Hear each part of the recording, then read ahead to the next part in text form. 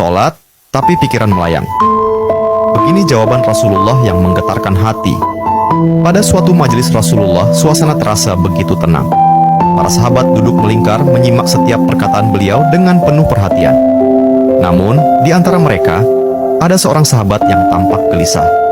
Jemarinya saling menggenggam, matanya menunduk, dan napasnya terasa berat.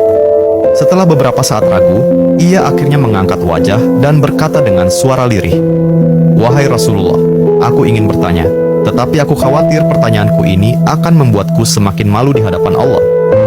Rasulullah pun tersenyum lembut, menatapnya penuh kasih sayang. "Katakanlah, wahai saudaraku, tidak ada pertanyaan yang membuat seseorang hina jika ia bertanya untuk mencari kebaikan."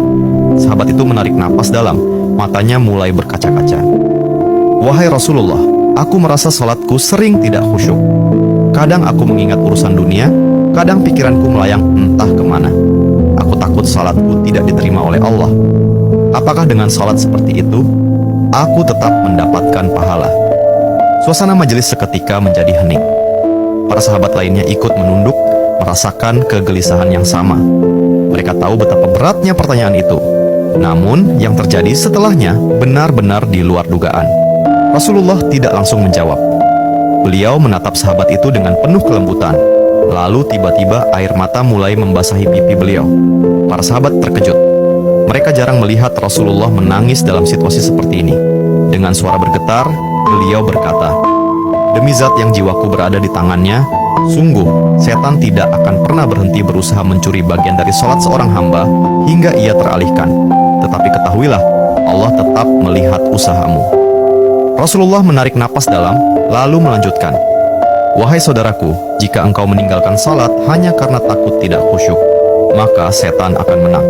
Tetapi jika engkau tetap berusaha salat meski pikiranmu teralihkan, ketahuilah bahwa setiap kali engkau berusaha kembali kepada Allah dalam salatmu, saat itulah Allah menyambutmu." Mendengar itu, sahabat tersebut tak mampu menahan tangis. Begitu pula para sahabat lainnya.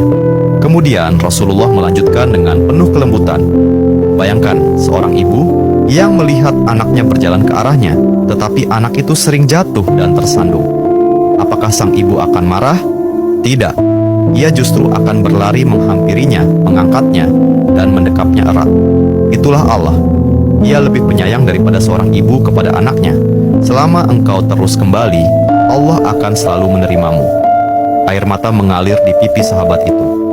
Kata-kata Rasulullah begitu menusuk hatinya. Sejak hari itu, ia tidak lagi putus asa dalam sholatnya.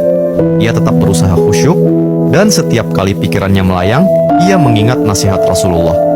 "Setiap kali engkau berusaha kembali, saat itulah Allah menyambutmu." Jangan pernah berhenti berusaha.